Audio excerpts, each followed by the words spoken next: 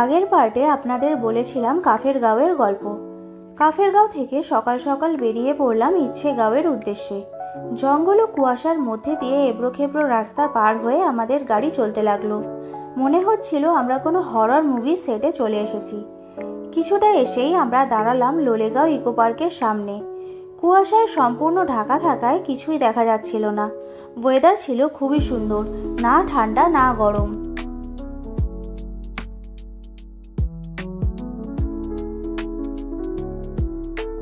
Lolegaon eco park দেখে আমরা চললাম ডেলো হিলের দিকে। তার আগে রাস্তায় দেখলাম দুটি আকর্ষণীয় ট্যুরিস্ট স্পট, সিদ্ধিদাত্রী ভাগবতী দুর্গা মন্দির ও বুদ্ধা স্ট্যাচু, যেখান থেকে তিস্তা নদীর ক্লিয়ার ভিউ দেখা যায়।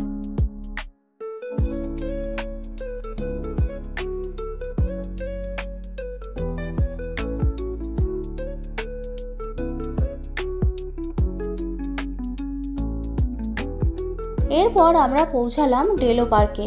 এখান থেকে প্যারাগ্লাইডিং হয়, কিন্তু মেঘে ঢাকা থাকায় তখন প্যারাগ্লাইডিং বন্ধ ছিল।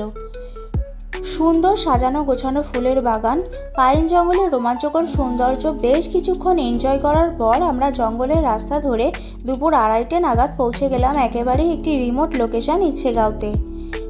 দারুণ সুন্দর একটা লোকেশনের হোমস্টেতে আমাদের রাত্রিবাসের ব্যবস্থা ছিল। ওয়েদার ক্লিয়ার থাকলে ওপেন কাঞ্চনজঙ্ঘা ভিউ দেখা যায়। হোমস্টের নাম ছিল খাওয়াস হোমস্টে। সারাদিন হোমস্টে থেকে নৈসর্গিক সুন্দর দৃশ্য মুগ্ধ দৃষ্টিতে দেখলাম এবং হোমস্টের ঘরোয়া খাবার দাবার এনজয় করলাম। সেই গল্প আপনাদের বলবো পরের পার্টে। ভালো থাকবেন, সুস্থ থাকবেন, লাইক, শেয়ার এবং সাবস্ক্রাইব করে পাশে থাকবেন।